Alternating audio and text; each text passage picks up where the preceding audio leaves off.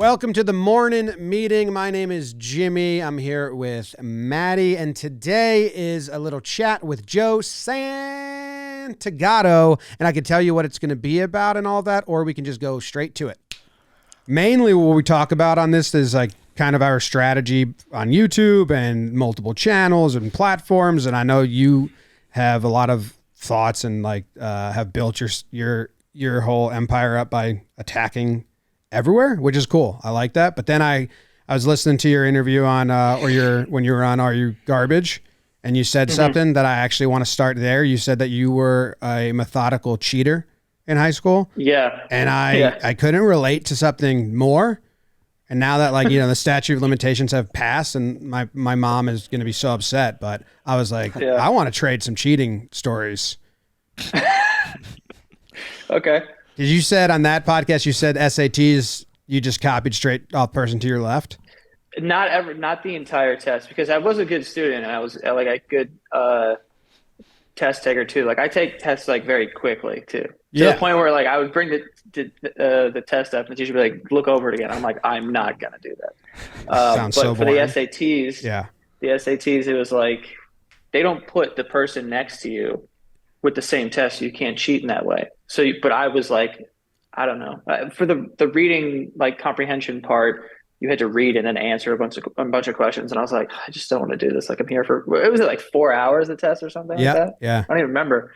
But I found out the girl who was like diagonal from me had the same test, because I was just like looking the whole time and whatever. And then I found out she had the same test, and I was like, I'm just going to go with this. Like, I don't care. Like, I was like, you know what? I hope the rest of the test like goes like, okay, because for these questions where I have to sit here and just read this whole thing, like, I'm not doing that. And also back then I had not, I think I, at that point, had read 2 books in my entire life. None of them were for like fun either.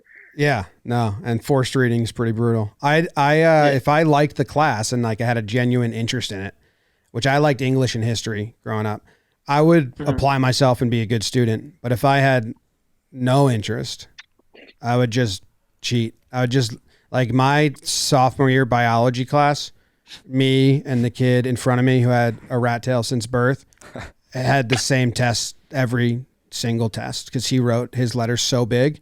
And once I knew that, like on the first test, I knew that. And then I asked around, like, does Mr. Becker change his seating pattern? And they're like, no. Be the same all year. I'm like, okay, I'm good. I'm set. Perfect. Yeah. I also remember in high school, I had a probability and statistics class, which was like a joke. And like the guy, they had asked me, they're like, do you want to do pre-calc or do you want to do this? And I was like, they're like, you qualify to do pre-calc. I'm like, cool. I'll take the prop instead. Yeah. But I remember the teacher just did not care or ever just get up from his chair. So like there would be times where we had like a pop quiz and it was like 10 questions. And the girl in front of me, I would just literally hand her my test. And she would just write the answers on it and then hand it back to me. And then I would hand that in. Yeah. It got that lazy in that time. I had a friend in high school, and then I had a friend in college that had the same class as me, but before me. And they just send me pictures of their test, and then I'd write it down I'd type out the answers on size 4 font, print it on a piece of paper, and just pull it out, put it on my desk and just copy it. You know, it doesn't make sense to me, take-home tests, where it's like, do you think I'm going to take this test and not like look up every part of this? You know what I mean? Yeah, but like, sometimes that you probably actually remember more by doing it that way than trying to like blitz memorize something that you're going to forget in 2 seconds. That's the thing too. I mean, for everything, I like leave it to the last second, especially when it came to school and like essays or whatever. I never did anything like ahead of time. And with tests, I would just the night before just like study as hard as I could, but like I'm not retaining anything. And then I take the test, and literally as soon as it's done, I'm like, I have no idea what just happened. Yeah, I think every test, and especially in high school and college, should be open book, and it should be like, can you find the answer, and then or interpret it, and then retell it to me, even if it's in front of you. That's an actual skill you use in life. Yeah, just blitz like memorizing in your own words. Doesn't. Yeah. Retell me this. Read this and retell it. I did. Yeah, exactly. Plagiarizing is just like I'm memorizing the definition or what it says in the textbook and writing that down. No, I researched it. Yeah. And I was a history major in college, and the tests are, you're going to get a blue book, and then they're going to be like 50 different glossary terms from what you learned, or people, so if it's history, it's like, 10 people, 10 amendments or like fucking things that took place in that period of history. And out of that 50, you're going to get 10 that you have to write out what this is. So like the whole concept is memorize all 50. And I would go to the computer lab and just type up notes of all 50, size 4 font, print it out, take scotch tape or scotch tape and then like kind of laminate it with scotch tape. Yeah. So the ink wouldn't smudge, and then I'd just pull it out, and it was bullet points. So I was still forming the paragraph around the bullet points, but I'm like, this is stupid. I'm not going to blanketly remember this. And then I probably remembered that stuff more from doing that than if I just tried to like put it in my brain. But yeah, and I think I spent more time trying to figure out how can I cheat on this test than I would just study for the test. 100%. I did a whole book report in college on a book I didn't read. I just went to Amazon. I've done that too. I read all the reviews. I couldn't fucking buy the book. I'm like, you can't. If you're making us read a book, it better be at the bookstore or mass purchase. And then I 2 hours before all the reviews, I just regurgitated them. I did that for my sophomore year. It was like summer reading was like Catcher in the Rye, and I couldn't even tell you one of the characters' names at the point that I took this test, but somehow. I just talked to people beforehand or the day before, or researched or whatever the fuck, and got through the test. Because I could that's another thing. I could just bullshit my way through a writing portion. Just if I get a rough outline, I can really just try to make it sound like I'm giving this too much thought. It's okay, this is wrong, but I appreciate yeah. That's why English and history were there. English and history allow for bullshit. Math and science is you're right or you're wrong, which I was kind of out on. That's dumb. I failed every science I've ever taken besides earth science in 7th grade. But everything else I will say I wish I was better at math. That comes up a lot, especially talking about baseball all the time and numbers, and I'm fucking so bad at it. Science never ever has arisen in my life where I'm like, damn, I wish I remembered science class. It's kind of weird that that's one of the subjects that you need. It's one of the prerequisites for life in a sense. It's no one uses it. This is very niche. There's a specific part of people, portion of people that use this information, but we're choosing to treat it like one of the main subjects that we need to know. I don't know why. Probably should end at freshman year science. I think that's where you get off the need to know shit. How does the sun work, or how does blanketed stuff work? Planets, and that's it. That's enough with the chemistry. Even the planets I kind of have never cared about. I couldn't name all of them right now. I've just been so out on it.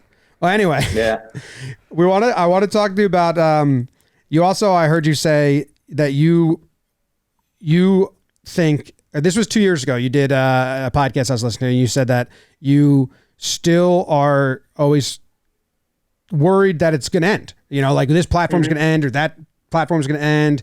And because of that have purposely spread yourself pretty wide on platforms, new platforms, multiple channels and all that. When you started, were you just doing that strategically then? Cause that's the same for us as when I started, I did Instagram, Twitter, YouTube, and Facebook. And I did them all at the same time. And what happened was I built these factions of audiences that didn't know we were big somewhere else, but that was actually super helpful. Was it just by design because you were throwing everything out there, or were you that instinctual to spread yourself wide? I would not say that it was instinctual, or even, I don't think it was instinctual. I think that when I was younger, it was kind of like the Wild West, because no one was really doing it at all. So I didn't really know, what the payoff would be. I didn't know that it would be a job or whatever. I enjoyed social media. It was pretty new. No one really used it. None of my friends had any sort of social media platforms, actually, and still to this day, they don't really utilize them that much. Definitely not in this way. But back then, I think the reason why I kind of made sure that I was on every platform was just because I thought it was interesting. It was just fun to do. And then once I started making videos, I was like, well, if I have an audience here, or not that I I wasn't even thinking of it. Like if I build an audience here, it was like I already have this thing because I thought it was fun. So I'll just put it in front of more people. But I wasn't thinking about anything like fucking Tumblr or Twitter, thinking about like, oh, you could build an audience here and then leverage that into more viewers. I was just like, I have this thing already where there's people, so I might as well just kind of post it here. And anywhere where I was getting any sort of feedback or people just acknowledging the fact that I had put something out that I worked on, I was like gonna continue to do that. And that's why there was like these weird little apps and shit that I would be using, even if it didn't last long. I remember there was some like video app. I forget the fucking name of it, but I used it for maybe like a month and a half. And like I was making videos on there. And then I was like, all right, this is fucking stupid. Like I'm not going to do that. But it's just like, I just had an interest in finding out what social media was. And I think instinctually, the only thing that I think I'll take credit for is I thought that these things would be impactful because it was like addicting. So I was like, people are going to live on this shit eventually. But I didn't think that I was going to make a career out of this at all. I just wanted more people to see the shit that I was making at that time. Do you find your audience is different places, like angry or certain places?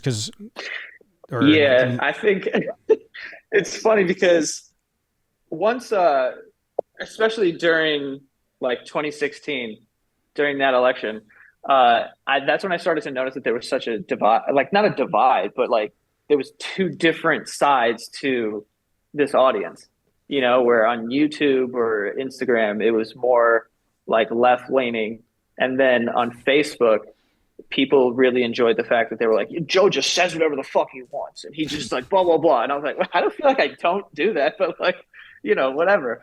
But I guess there were certain, I did, other than that, I don't really think so. Like, especially now, like the audience kind of seems the same.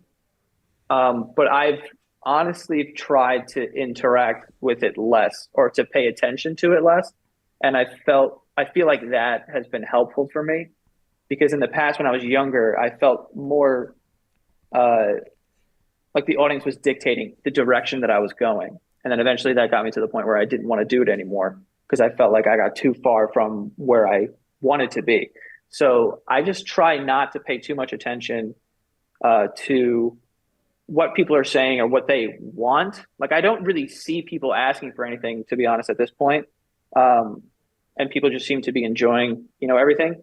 But I try not to pay attention to that stuff so that I could just do something. And if people like it, then they like it. If they don't, then I'll know because I could just see numbers and then I can dive into the reason why. But at the moment, I feel like that's been helping me kind of like grow in the past like year or 18 months because I've just been like, all right, let's just do what feels natural and not think about anything else.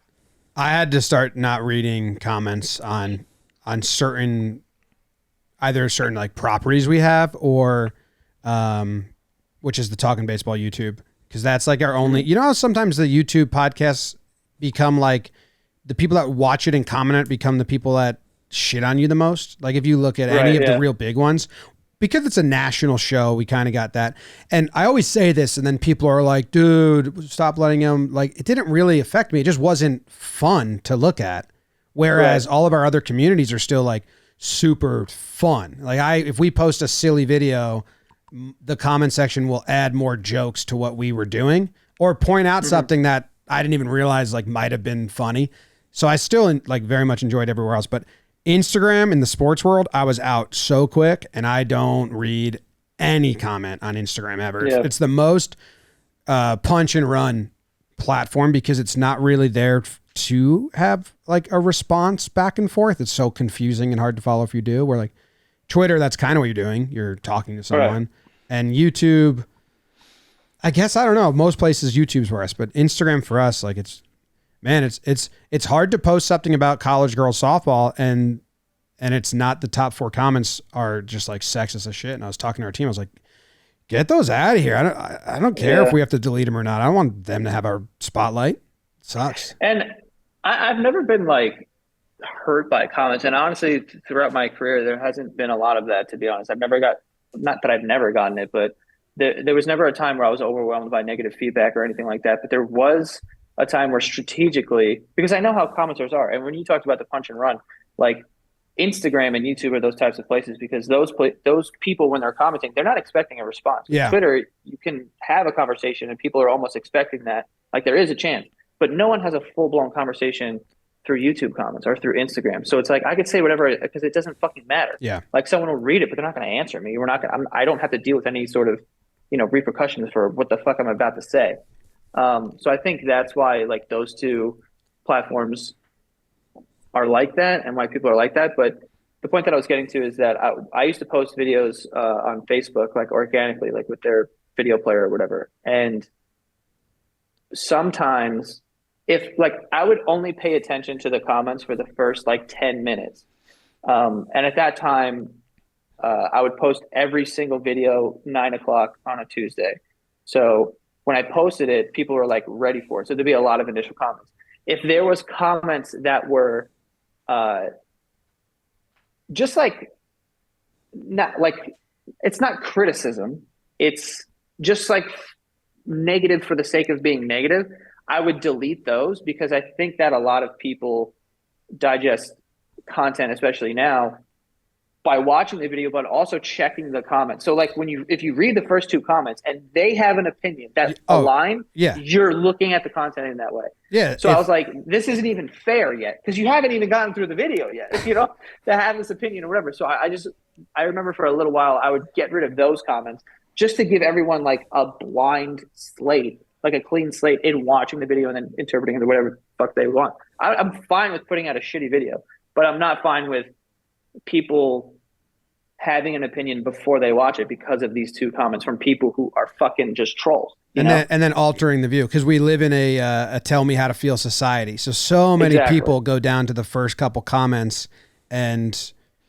they're going to naturally skew like, yeah, wait, maybe that is true. And then maybe the next comment is countering that. And they're like, oh, wait, man. And I do that too. And then I hate that I find myself like, shit, I'm doing that. But yeah, I usually, if we post a video, I'll go to, especially on the main YouTube, the first like hour, because those are people that have notifications on and like are super supporting and want to be there. So like I actually like love when the whole crew is like first, because like, well, you don't have anything to say, but you're helping engagement and you got notifications on. So like you're awesome. So sometimes I'll go engage with them quickly, but other than that, even on Twitter, I used to not mute or block anyone, and it's a little different because we're in the sports world. So you're dealing with like, it's not even about the content. They just want to shit talk because of like teams and stuff and sports. And exactly. And I'm like, I don't want to do this. Even if you think we're being like friendly, like it's just kind of exhausting energy to like. Not only that, but you guys are like Yankee dudes and no one likes the fucking Yankees. So already it's like in the sports world, it's like, fuck these guys. Are you a Mets fan or do you not really? No, I like the Yankees. Oh, okay. The Mets, yesterday, Yankees beat the Mets, and I just said, like, I like that game. And it just didn't bother me, so I'm not, like, whining, but it's just all the Mets fans' response. So many was like, Scherzer sucks. Like, stop bragging. I'm like, that's such weird fandom. You guys have. Yeah. We can't. I wasn't even really bragging, but whatever. You have, how many YouTube channels do you have? 4? 5? Probably. The main one, basement. It's the main one, basement yard, other people's lives, Santagato Studios. I think 4. I think 4. What order did they get developed in? Like, when did you start? What was the first second channel? Because your main channel was the main channel. Yeah, I had an original channel that eventually got like demonetized, so I had to start a new one. Like immediately, like I applied to getting paid from Google AdSense, and then they flagged it for something that I still don't know what it was to this day. So I had to start over when I hit like I think like 250,000 subscribers or something like that, and then I started a new channel. Damn. And then so that was technically the first one, and then from there, I think at that time, this is before vlogging was like super popular, but like it was a thing. So I was like, oh, I'm going to start a second channel while I'll do that. That's actually kind of how I started. I was doing like vlog type of videos before I was doing these videos where I was like talking to the camera.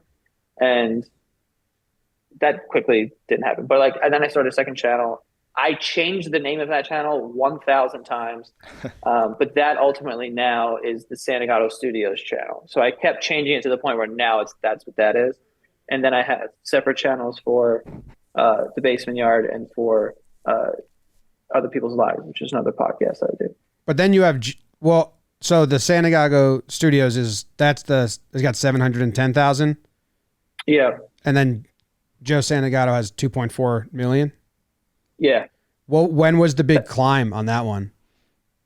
That one, I'm not sure like of timing, but I do know that like I was doing that for a while, years, and it was like slowly progressing, and everything was sort of growing at the same time. And I remember at that time I had kind of dipped my toe into like the YouTuber fucking community, which I hated, and I was quickly out of that. But I remember a lot of people thought that I was like buying views because my ratio from subscribers to views was pretty similar, and that just wasn't the case for everyone. Like people who had 500,000 subscribers would get like, 100,000 Yeah. views or something or less than that. And that was considered like a good ratio. But I had like 300 and was getting like 350 on videos. And they're like, how the fuck is this possible? And it's because I think I was posting on a bunch of different platforms. And also everyone just fucking sucked back then. So like I was like, yeah, it's fucking, you suck. That's why. And like people would just always do these collaborations where it would be like, you have 1 million subscribers, this person has 600,000, and then they would make 2 videos and be like, go watch it on this person. Yeah, So yeah. there'd be a lot of crossover, and it would just be empty subscribers because it would just be like, I'm not even a fan of this person. I'm just doing this because the person I like told me to be here, but I'm not really watching it. And I never collaborated with anybody, when I was coming up at all. But to answer your question, I would say that there was a time, I don't remember the years, but once I started, I left, I worked at Elite Daily. And then once I left there, they were doing really well on Facebook, and the videos were doing extremely well, getting a lot of views and a lot of shares. Because at that time, I think Facebook was just sort of ramping up their video feature. So they were like, they had more incentive to put those at the top of people's feeds. Yeah. So I think that I came in at a good time. So I started uploading my videos on Tuesday on YouTube when I would do that. But then on Wednesday, and then I would put the link out on my Facebook page. And then on Wednesday, I would do the organic upload at the same time the next day. And those would get shared a lot. And I would make an edit where I would have like youtube.com/Joe Santagato, like always on the screen in the upper right-hand corner. So that people could find if they wanted to subscribe or whatever. And then a couple of my videos, after a while, did really well. One of them called like Idiots of the Internet. That was like the first video that went like super viral for me. And from there, everything was sort of like growing. And then I was just continuing to do it every single week. And then it was like a progressive, like sort of build. But there was a span of maybe like 8 months where I had gained like 800,000 likes in like fucking, what I say, 8 months or something? It may have been more than that, but like on the Facebook page. So that's when it really kind of like exploded. And at that point I think I had already started doing the Basement Yard like for fun. And I remember at the time thinking like, if I could just make $1,000 a month from doing this, I'm adding 12 grand to my bottom line here. Yeah. And that sounds amazing, So, yeah, so that's kind of when I'm not sure, but I want to say around like 2016, maybe that is when that happened. Do you have, I mean, it seems like by going through them and watching the videos on it, it seems like there's a clear vision or tone of each channel. Like, the main channel or is you presenting and talking to the camera.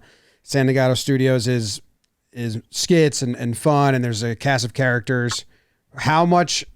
What's the priority of like release? Do you need one out each week on this and 2 out each week, or do you have a very strict schedule of release across the 4 channels? Yeah, everything is the same. So the only show that's not weekly is Other People's Lives, and it's because we kind of rely on guests. So we have to curate guests through our email. So we don't. Actually, it's very rare that we will go out and try to find someone to be on the show. that's very rare. But for the most part, we get a lot of emails every single day from people who have interesting stories, and we rely on the guests to be good. And like, there's a lot of things that could go wrong. Sometimes we get on the phone with people, the interview doesn't go as well as we think, or the audio's fucked up, or it cuts in and out, or something like that, and we just can't use the episode. And to avoid not being able to put out a video that week, or to just kind of uphold the integrity of the show, we do seasons. So we do, I believe it's 12 weeks on, 6 weeks off, and then we just continuously do that. But for everything else, actually no. So Basement Yard is every single week, but we record twice. We do an extra episode on Patreon every single week as well. So we record twice a week for that. Santagato Studios is every single Wednesday. And then I just started utilizing my main YouTube channel again, because I hadn't posted on that for years. And that is a bi-weekly show now. So that's everything, I believe. Was that, you didn't know what to do on that channel? Because it's got 2 million subscribers where you're just like, I don't know what they're here for, what they subscribe for, or did you feel like you didn't want to do what you thought they wanted? What was the hiatus about? The hiatus, I think, just kind of came from, I suddenly, it was very easy to see like the contrast between doing a podcast and then doing those videos, where it's like, okay, I know I am a character here. Like this is a very exaggerated version of who I am. And I did those videos every single Tuesday for years. Like I don't even know, like 6 years or something. And then I just kind of got to the point where I just didn't feel like it was fulfilling, nor did I think it was funny anymore. And people loved it, and they wanted the same things. Like the Idiots of the Internet thing, like it worked so well. And then there was other series that were like a staple on that channel that did so well. So I would just continuously do those, like different versions of them, but it'd be like Idiots of the Internet part 9. Yeah. People of Walmart part 11. Like it was just like these series. And I just felt like this is such a lazy way to fucking go about this, and to have like a career or like whatever. And also it was not escaping me that this isn't sustainable. Like I'm not going to be able to do this forever. So don't be lazy, like find the thing that's going to, you could actually make something of this. And I was doing the podcast, and I liked the podcast because it was longer format. I didn't have to be on every second of the thing. Like everything has a purpose in what I say, but I just didn't enjoy it anymore. I didn't think it was funny, and I just kind of stopped doing it. And it was hard for me to kind of go back. During the pandemic, I went back a little bit, and I did like 5 or 6 videos. And then I was like, I'm not doing it anymore. But now, we had, a lot of talks, me and my partner now, we had a lot of talks about like how to utilize that channel, and, a way to kind of bring that back. Because I also do want that individuality as far as, an entertainer, because for everything now, there's like groups, and like the Basement Yard is like the biggest thing. And I've always just had like a co-host, but like, how do I exist by myself in this world? And like, this is how I started. And then for the last like 4 years, it's been like, I've been attached to someone, essentially. So how do you kind of not fuck that up, obviously, but like, define yourself as an individual in this entire thing as well? Because I do like it. It is fun to do all this shit. But just not being dictated, going back to what we were saying before, being dictated by the comments and what people want, because all people want is this. And it still happens to this day. I haven't made those videos in 4 years, but people will still comment like, yo, you should make another Idiots of the Internet video. And it's like, this is like, I don't even know that it would be funny now. Yeah. Like looking back, I still don't understand why this did so well. So it's hard for me to just do it because it would do well. There's nothing that I've ever done that it's like, this will work. Like, I don't care if it'll work. Like, I need to want to do it. I need to like believe in it in some regard. Yeah. And that thing I just never really did. Those comments, sometimes they'll be said in like a mean tone. And I always have to remind myself, like, at the end of this, they want more of my content. So it's good. But they'll be like, do a fucking breakdown on this, you pussy. I'm like, oh shit, that's a really weird way to ask me to make content for you. It's like, take out that last part real fast. I used to hate it. Still kind of kills me when I spend a day on a video and I'm just putting like all this effort into creatively making this breakdown and doing the voiceover and all this, and I post it, and the first couple comments or like the top voted comments are like, do this one. And I'm like, ah, shit, man. Can you just talk about this Yeah. one for a second? Yeah, exactly. Like, Exactly. but then in the end, he's like, hey, dude, people want more of what you're doing, so that's a good thing. Shut up. So Yeah. I like have that like inner monologue with myself or dialogue And all the it's time. also it's also one of those things too, and this is, going back to, this theme that we keep talking about the comments or whatever. It's you picked that video for a reason, and you're the one who's in the position that you're in. And this isn't meant to be like, you're the smart one, they're the dumb one. But at the end of the day, this is your thing. Yeah. And you're choosing this video. So like I think people need to just trust that you know what you're doing, and like especially after all these years and all the success that you guys have had, it's like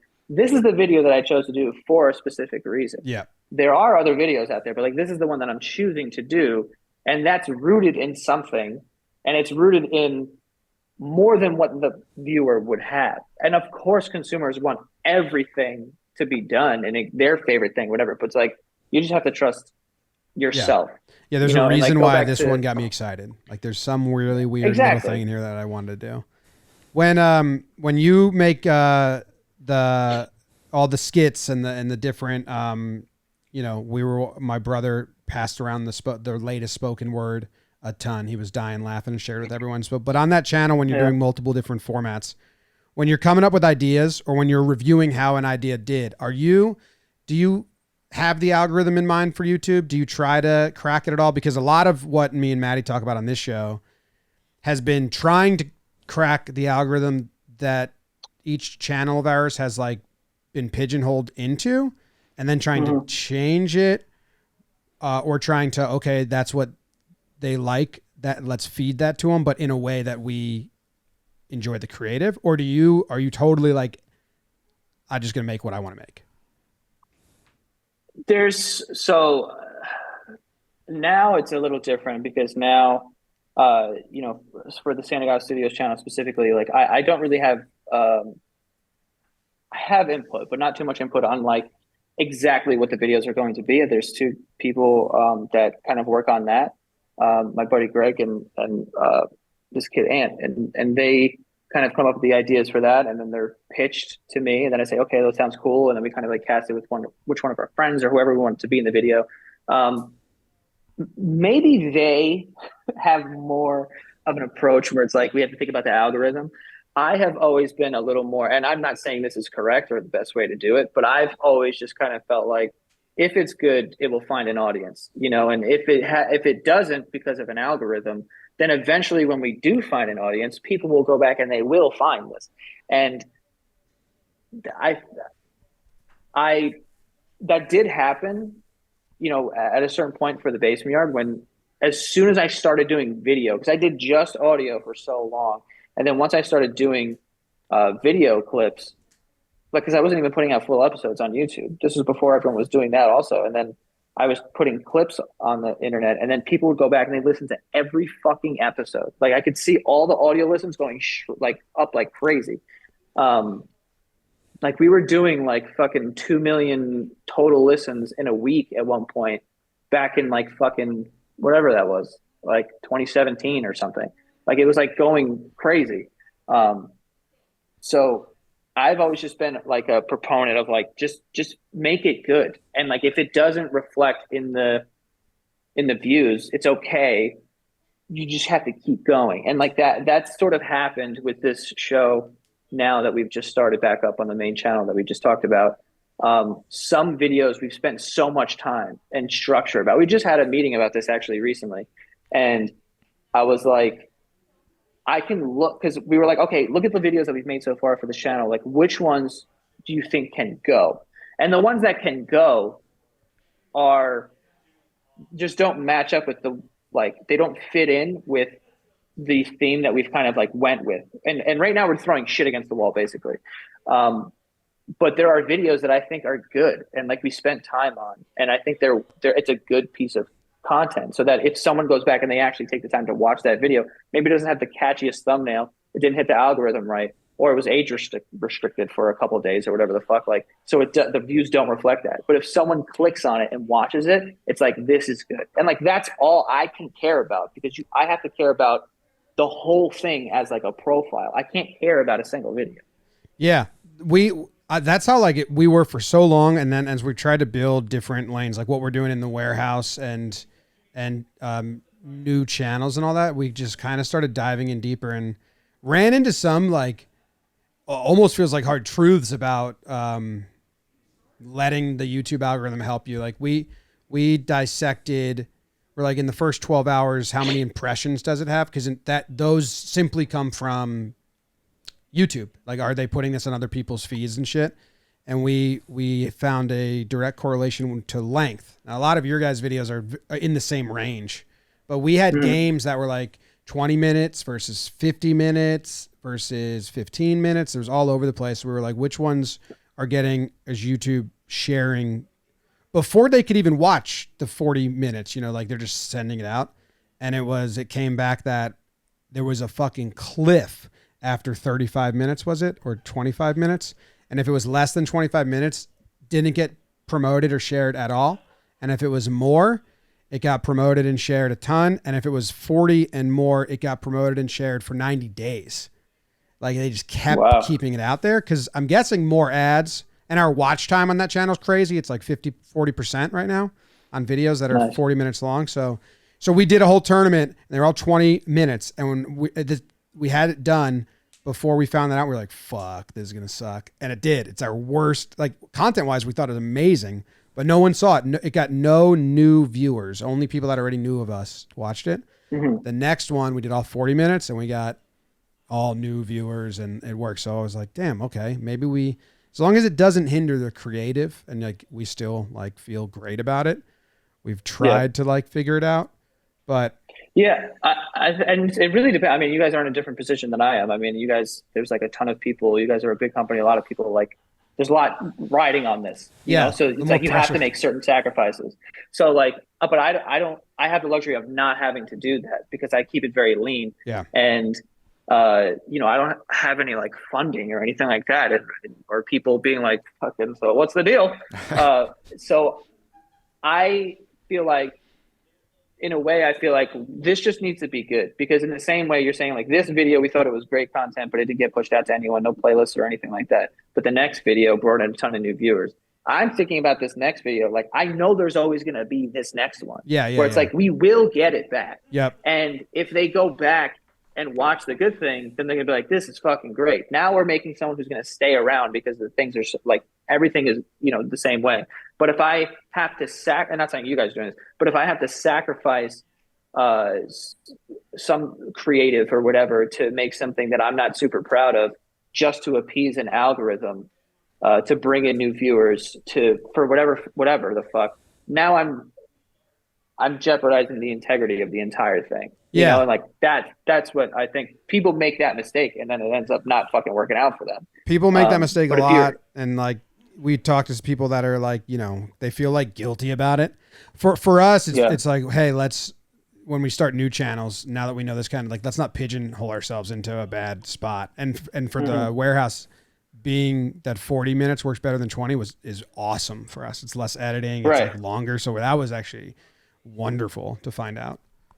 Yeah, that's like best case scenario. You're like, we don't have to shoot any differently. We have to edit differently. Yes. Totally fine. Yeah. And then like, just like not having videos come out the same day. Like, we tested a ton of like, let's put one out a day, but then they smother each other. You need gaps and all that. So, and then I think Maddie and I are kind of like sickos where we just like trying to break or tackle it, even if like we don't really fully need to.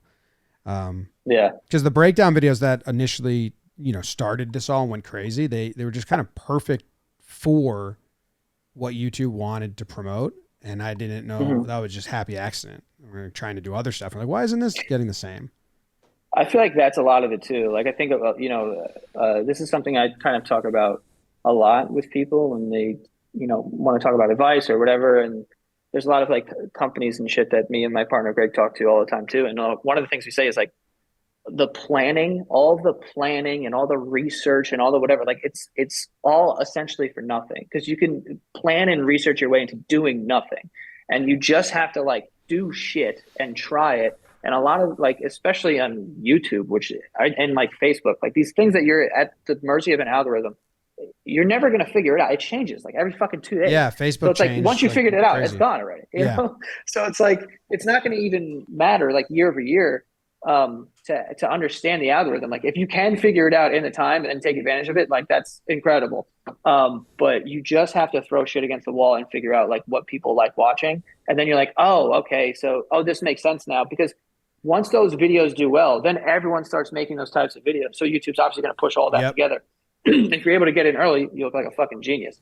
That's exactly what we did as well. Like Jake and I just threw shit at the wall for years. Like we did Yeah. so much content, and now people ask us to redo old shit. I'm like, oh, dude, we're busy. Like that kind of came and went.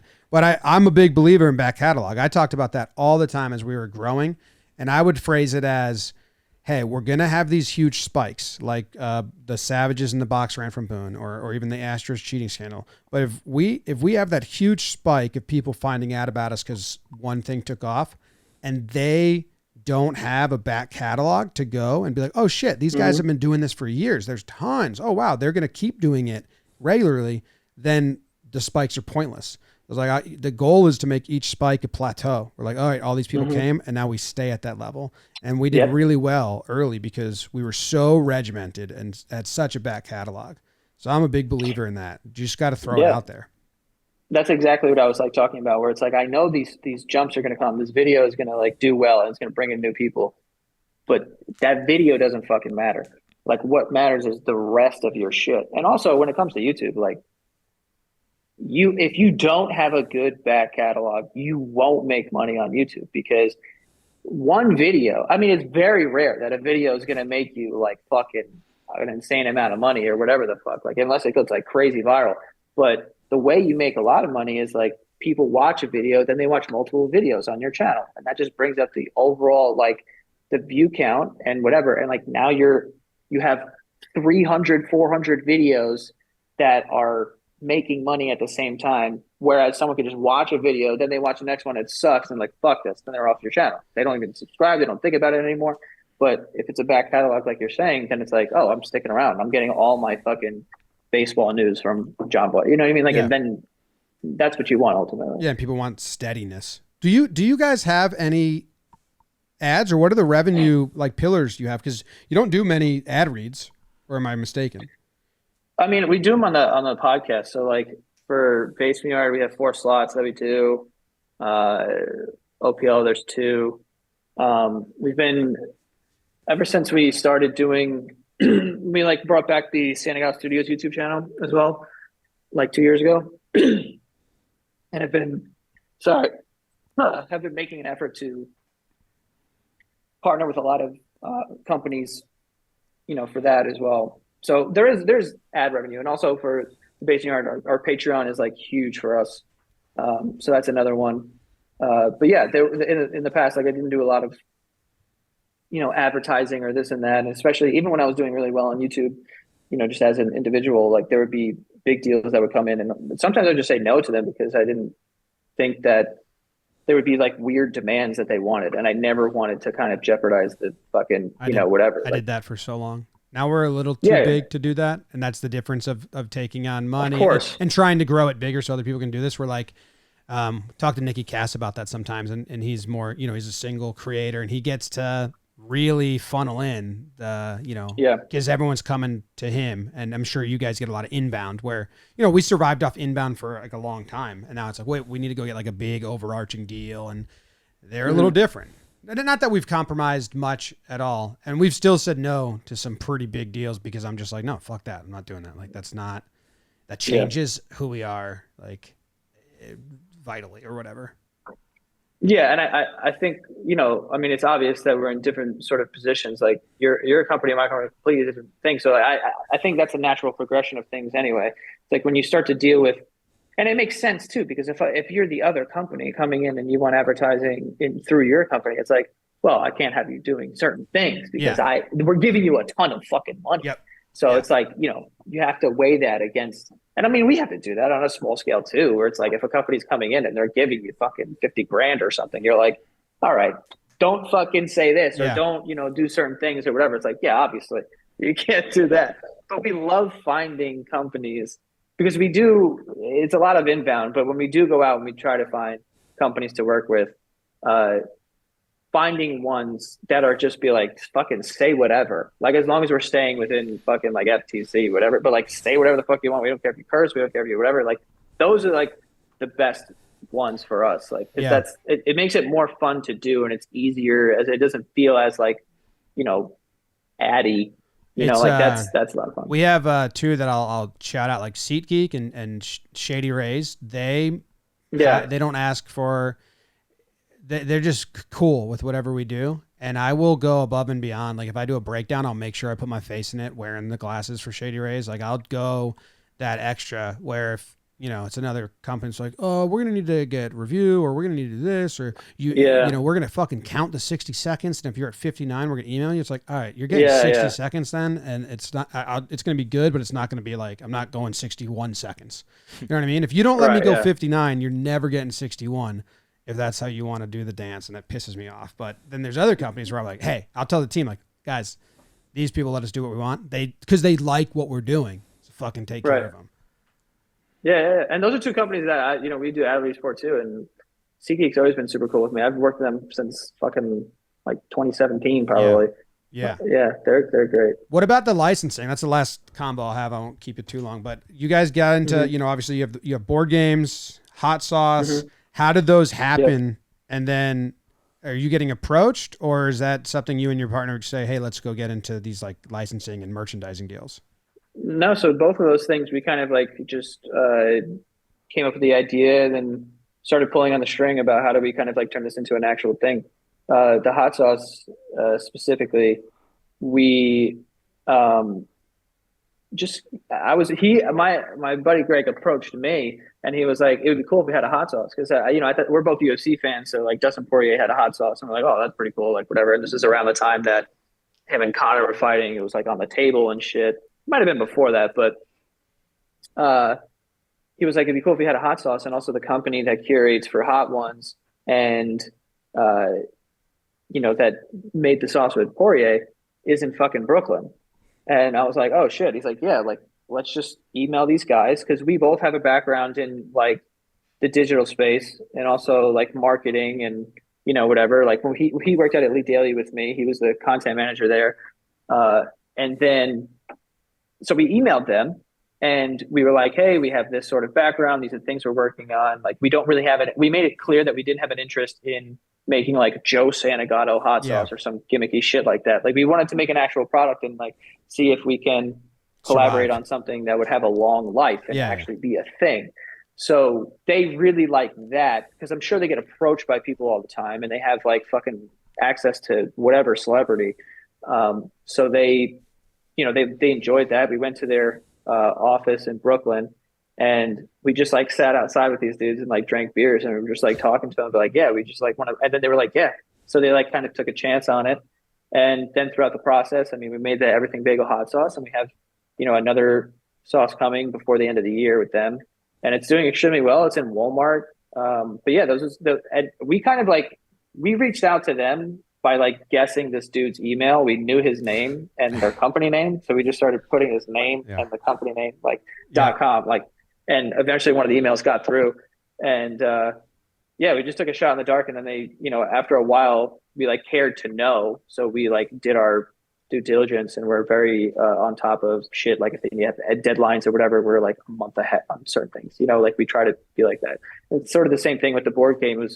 It started as an idea of like, oh, what can we shoot for like the Santagato Studios like thing? It'd be cool if we did like a game show or whatever. And then it was like, oh, what if it was like an actual game? And it was so complicated. And then we're going through the process and it's like, we need to simplify this. And then it became, what it is. And we started working on that.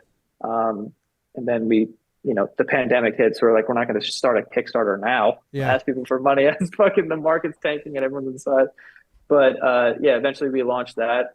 And yeah, so those are things that we just kind of like, those will be the things that we continue to do also. That's kind of exactly how me and him work.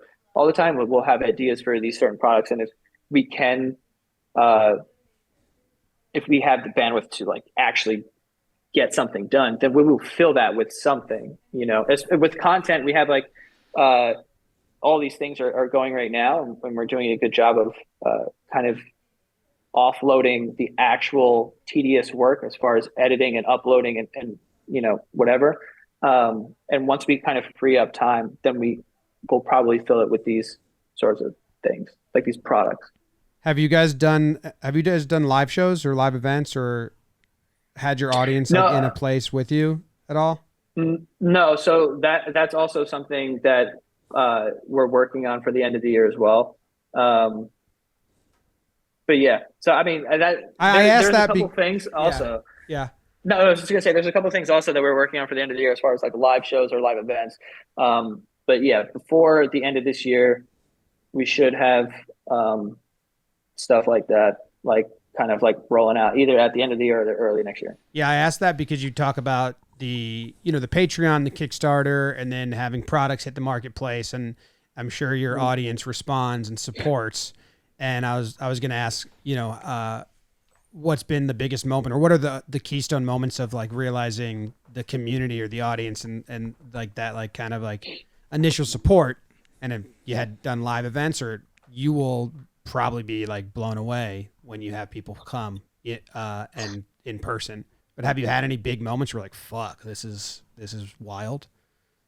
I mean, I have that like every day now, especially with like the Patreon. And like I remember having that moment when we hit 10,000 patrons. Our viewership wasn't even that high, so the ratio between patrons and what we were doing every single week, I was like, this is like unheard of, like for this to happen.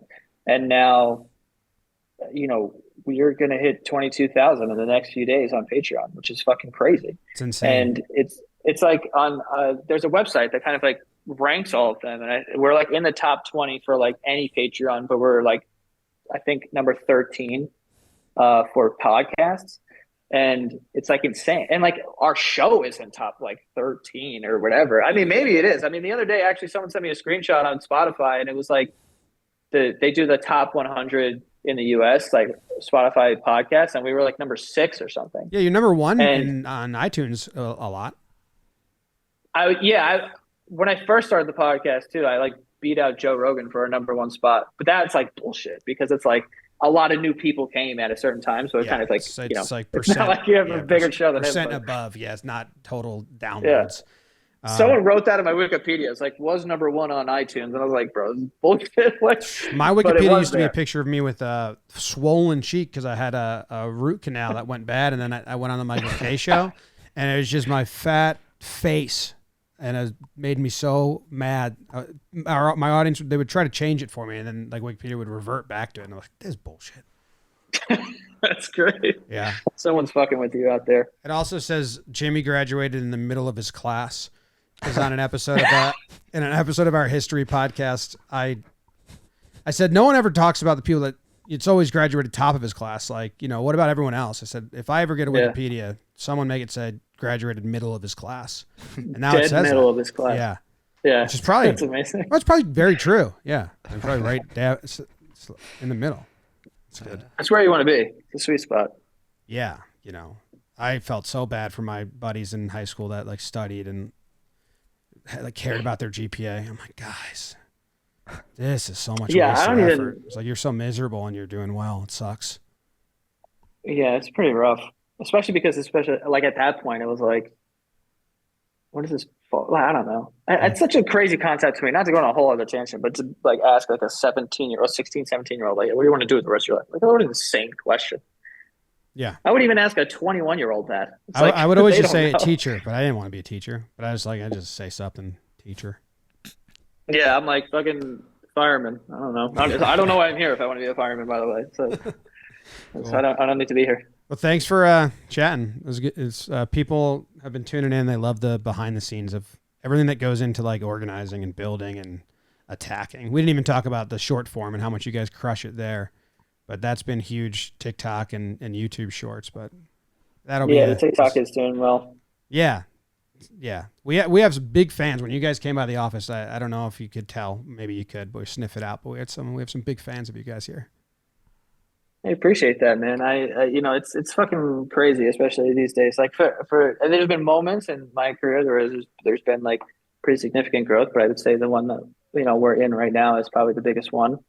Because it's been like the most consistent. Like for the last year almost, it's kind of just been like this.